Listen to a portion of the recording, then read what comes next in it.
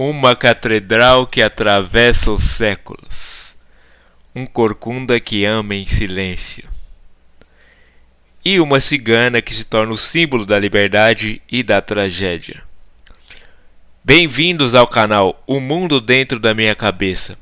No vídeo de hoje, nós vamos adentrar o enredo e as curiosidades do livro O Corcunda de Notre Dame de Victor Hugo, analisando seu enredo, seus personagens e a sua dimensão filosófica, além de entender como essa história foi reinventada em adaptações para o cinema, teatro e até as animações.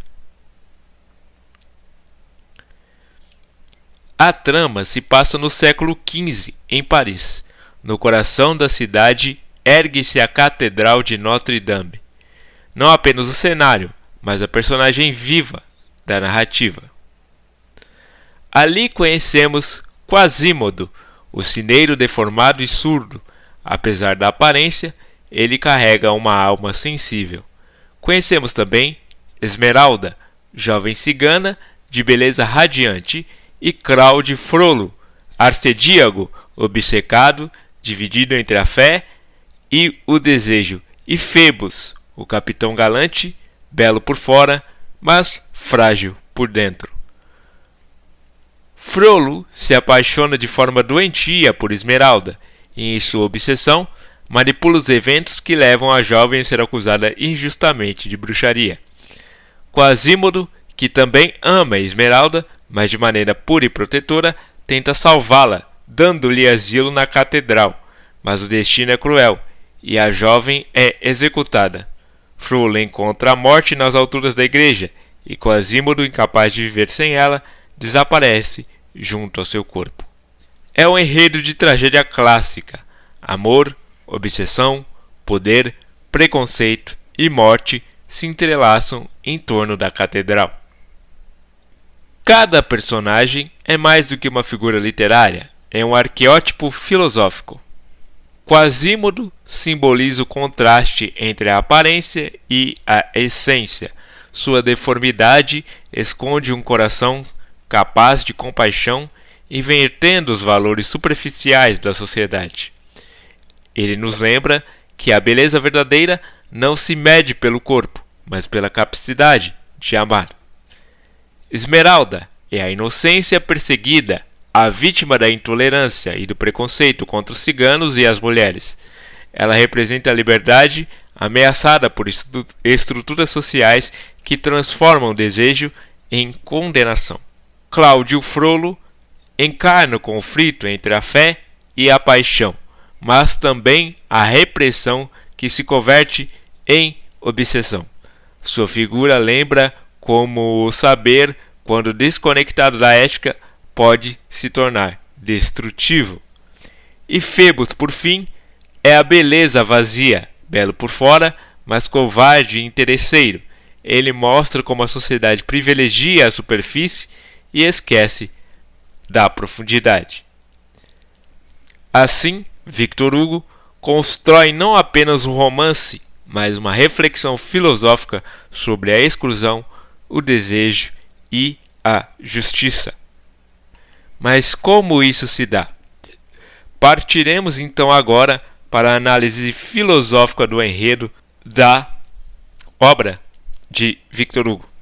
Vamos dividi-la em atos que cobrem desde o início da história até o seu final, trazendo o que está entre linhas e do que o autor quis passar ao escrever este romance em pleno século XV da tão fechada França do Iluminismo. Vamos então ao primeiro ato.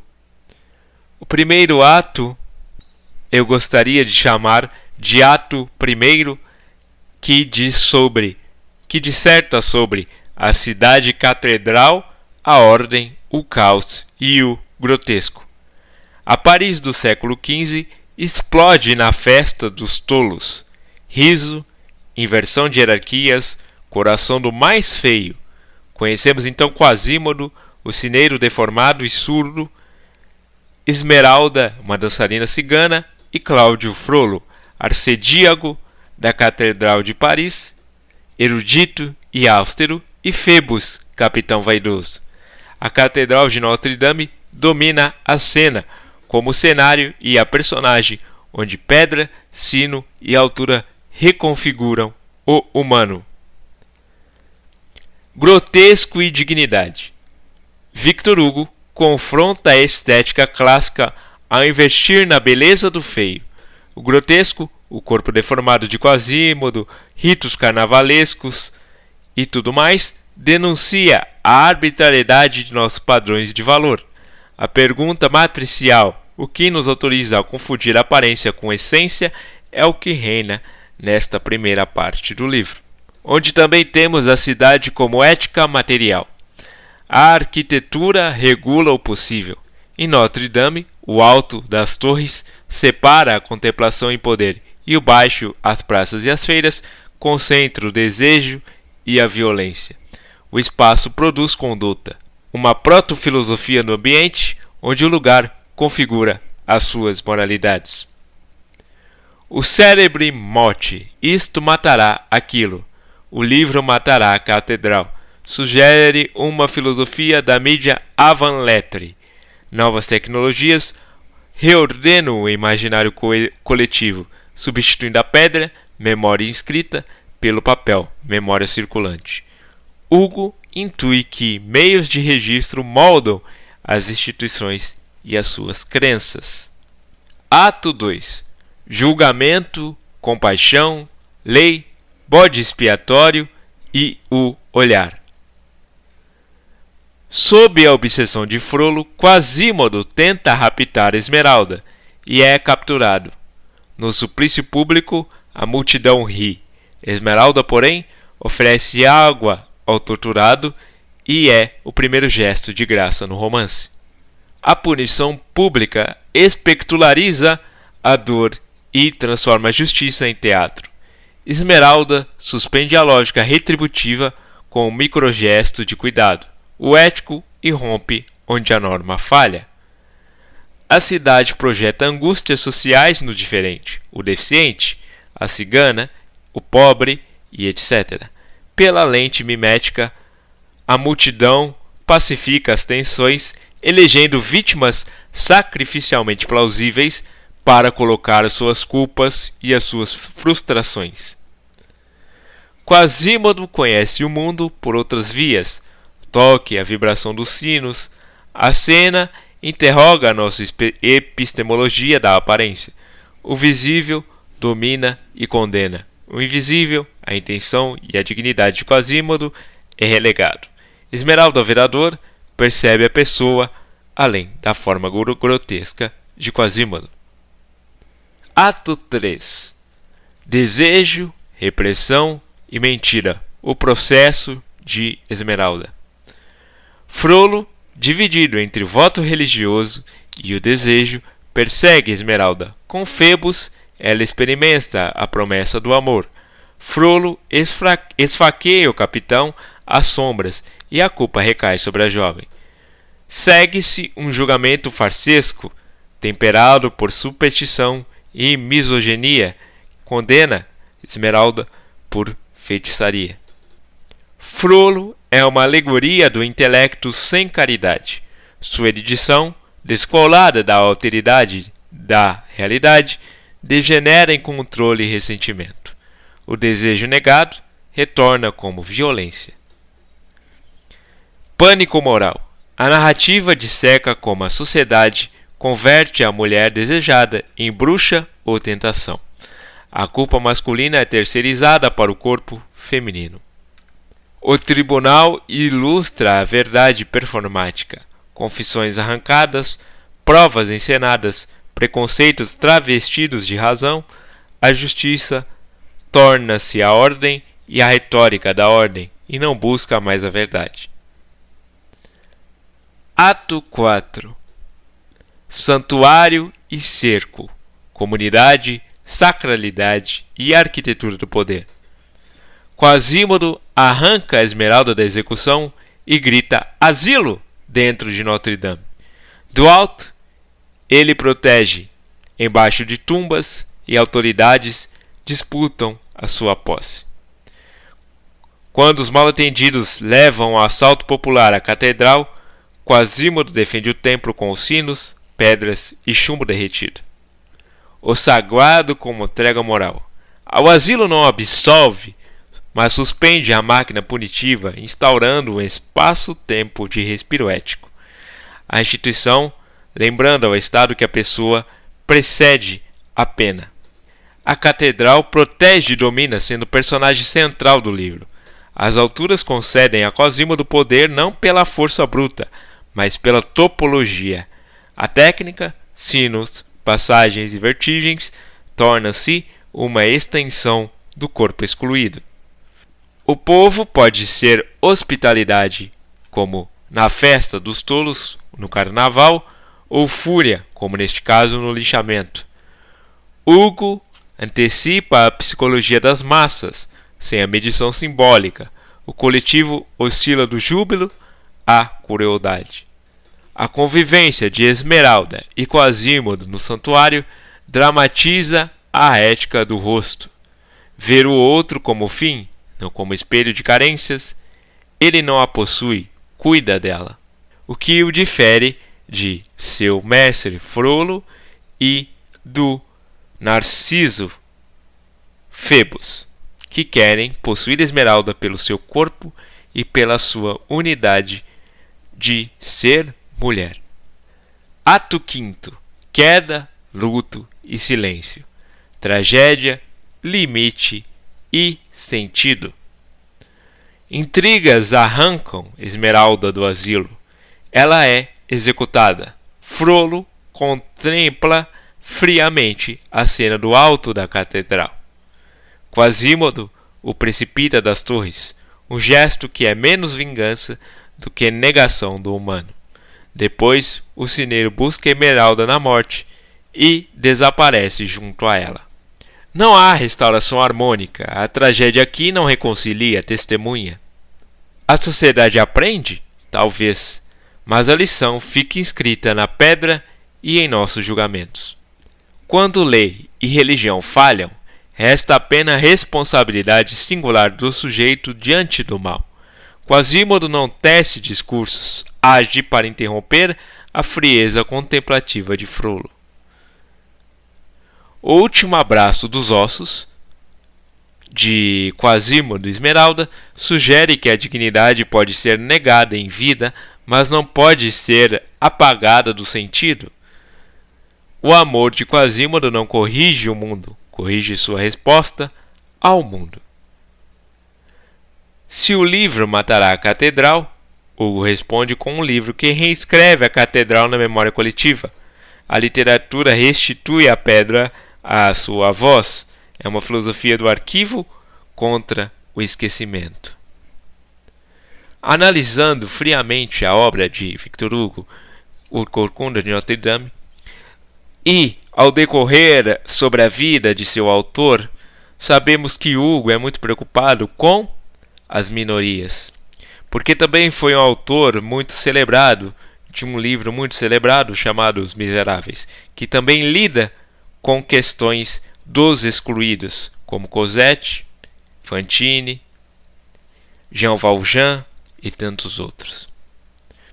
O que há de diferente Os Miseráveis para O Corcunda de Notre Dame é que no Corcunda de Notre Dame, além de ver a pobreza, o desespero e o ponto de vista do excluído, também temos o ponto de vista do exclusor mais amplamente divulgado do que no caso dos Miseráveis, onde só vemos a força policial.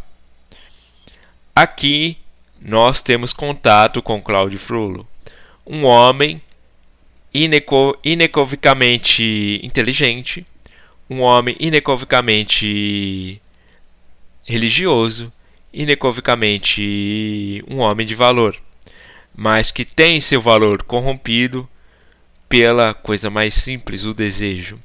E um homem corrompido pelo desejo, o Victor Hugo nos mostra nas suas obras que não tem limites para suas ações. Neste caso, Cláudio Frollo se enche de tamanha paixão desmedida por Esmeralda e pela sua beleza corporal que prefere matá-la do que tê-la que dividir com outro homem. Tanto é que mata este outro homem, que é Febos, o capitão de sua guarda, que compete com ele para tentar tê-la. Esmeralda, no romance, se apaixona por Febos, pela sua beleza também corporal, mas ao decorrer do livro percebe que ele é um homem vazio e obcecado em si mesmo, e obcecado também, não muito diferente do Cláudio Frollo, com o corpo de Esmeralda, e percebe que recebe somente verdadeiro carinho quando tem asilo na Catedral de Notre Dame, o asilo cedido, né, por esta figura tão grotesca que é para todos do resto da sociedade ali, parisiense, Quasimodo. E ao ver o homem por trás da máscara da feiura, e questionar o que é belo esteticamente, Esmeralda percebe-se que tem verdadeiro porto seguro ali com Quasimodo e se abre com ele. Não chegam a se declarar, não dá para saber se Esmeralda tem mesmo interesses românticos com Quasimodo, talvez não tenha, mas Quasimodo tem com ela. Por isso que se seduz tão rapidamente a ideia de Cláudio Frollo à primeira vista de raptá-la.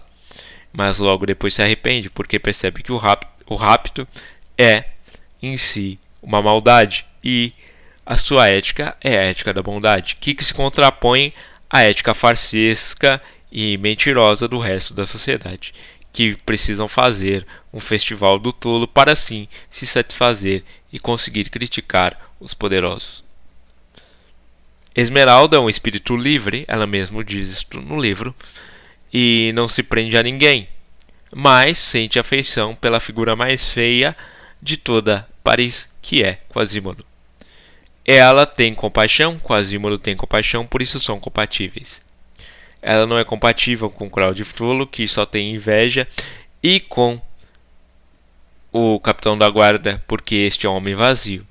Ela se vê compatível, pelo menos um level de amizade, com Quasimodo, porque ele é um homem completo, apesar de sofrer de uma deficiência tão severa. Quasimodo ultrapassa seus limites, ou pelo menos os limites que a sociedade impõe numa pessoa deficiente e numa pessoa mal vista, e se coloca como grande protetor de Esmeralda, defendendo a catedral e salvando-a da destruição, e salvando Esmeralda também da destruição por tempo que ele pôde salvar, porque nem a bondade pode combater uma lei injusta, sendo que Esmeralda é levada aos galeões e tratada como feiticeira e morta por ser cigana. Provavelmente Quasimodo também seria morto se na sua história não fosse protegido pela própria catedral, que é muito mais um personagem do que um local.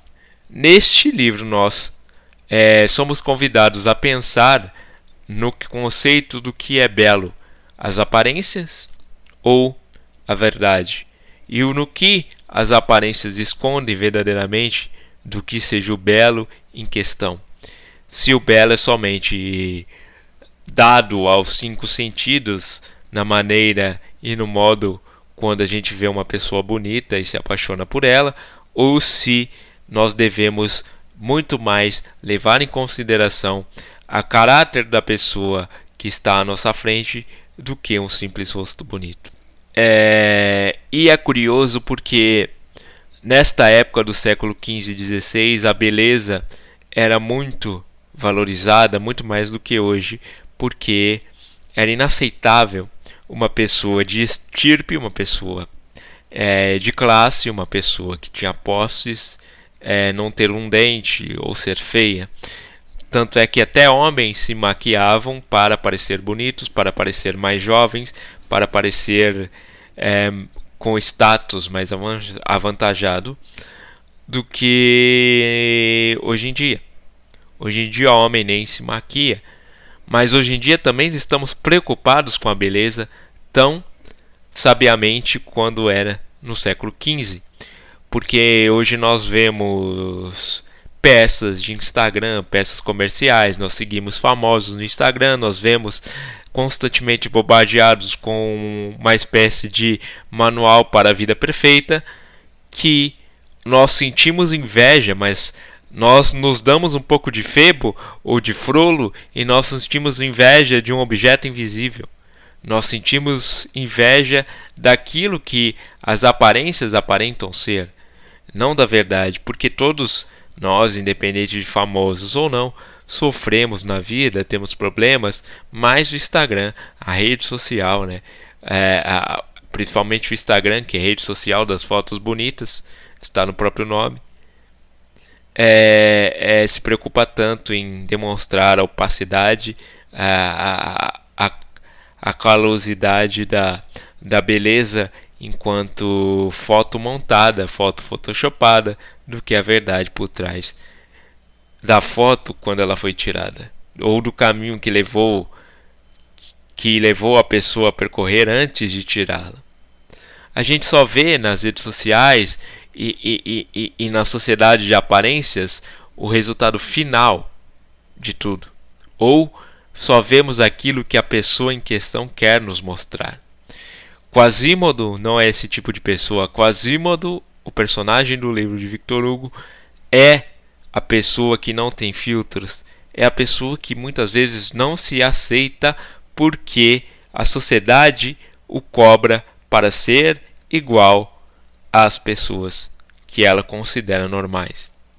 E quando ela percebe que esta pessoa que ela obriga a ser normal não é normal, ela se espanta e se põe a refletir por que ela existe.